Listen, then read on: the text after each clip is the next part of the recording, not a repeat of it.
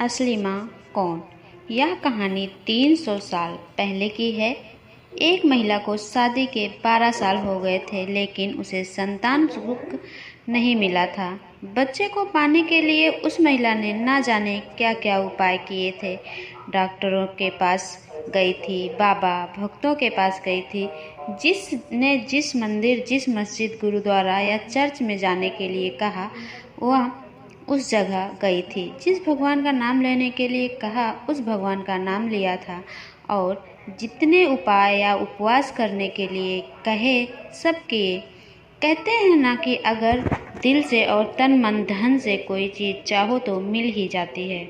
इस महिला को भी उसकी तपस्या का वरदान उसके बेटे के रूप में मिल ही गया। 12 सालों की दुख, दर्द और पीड़ा अपने बेटे का चेहरा देखते ही सुख, खुशी और संतुष्टि में बदल गया। लेकिन अभी शायद उसकी तपस्या बाकी थी। शायद भगवान को भी अभी उसकी और परीक्षा लेनी थी।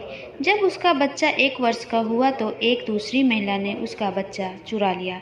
सोचिए, उस माँ की मन स्थिति क्या होगी, जिसने दुनिया में सबसे ज़्यादा जिस बच्चे के लिए अपनी ज़िंदगी जी थी, उससे उसका बच्चा ही छिन गया। उसे ऐसा लगा जैसे किसी ने उसका बच्चा नहीं, उसके शरीर से उसकी आत्मा ही चुरा ली हो। उस दिन से उस माँ का जैसे खाना पीना, सोना सब छूट गया था। उसे ना भूख लगती, ना प्यास लगती, ना नींद आती। हार मान जाए वह माँ कैसी। अपने बच्चे को ढूंढने में उसने ज़मीन आसमान एक कर दिया। उसने अपने बच्चे को वापस पाना चाहा तो वह महिला ऐसा जताने लगी जैसे वह उसका खुद का बच्चा हो। जब बच्चे की माँ को लगा किसी भी तरह से बात बनती नज़र नहीं आ रही, तब वो इस मुद्दे को राजा के पास लेकर गई।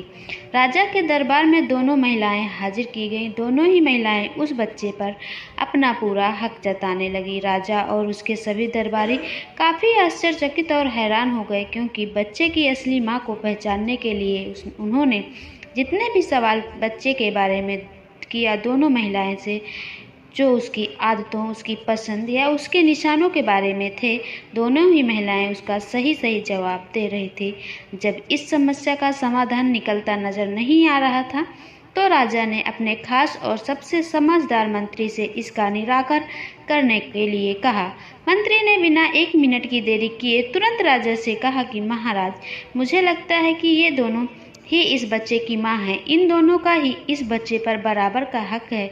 अगर आपको न्याय ही करना है तो सबसे बेहतर तरीका यही होगा कि आप बच्चे के 2 टुकड़े कर दीजिए और एक एक टुकड़ा दोनों माँओं को बांट दीजिए।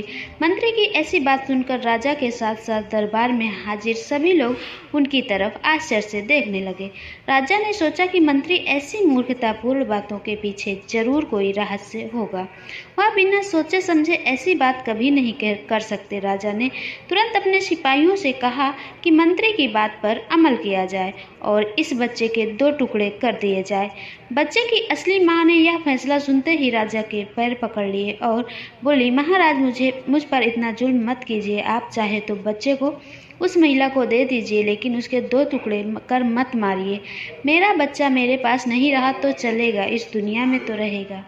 मंत्री जी ने अब राजा से कहा, महाराज, यही उस बच्चे की असली माँ है और जो वहाँ पर शांत खड़ी वह है चोर। राजा ने तुरंत उस बच्चे को उसके असली माँ को सौंप दिया।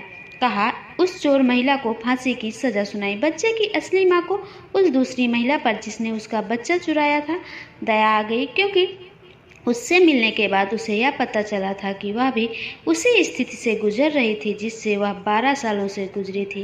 इस महिला ने अपने बांझपन के चलते अपनी गोद भरने के लिए उस बच्चे को चुराया था, और चुराने के बाद भी वह उस बच्चे को अपने खुद के बेटे की तरह प्यार करती थी। बच्चे की असली माँ ने दरबार में विनती कर उस महिला को माफ़ करने के लिए कहा। तो दोस्तों, ये रही स्टोरी आपको पसंद आई हो तो वीडियो को लाइक करें, शेयर करें, सब्सक्राइब करें तथा कमेंट बॉक्स में आप अपनी राय बता सकते हैं। मिलती हूँ मैं अगले वीडियो में, तब तक के लिए नमस्कार, धन्यवाद।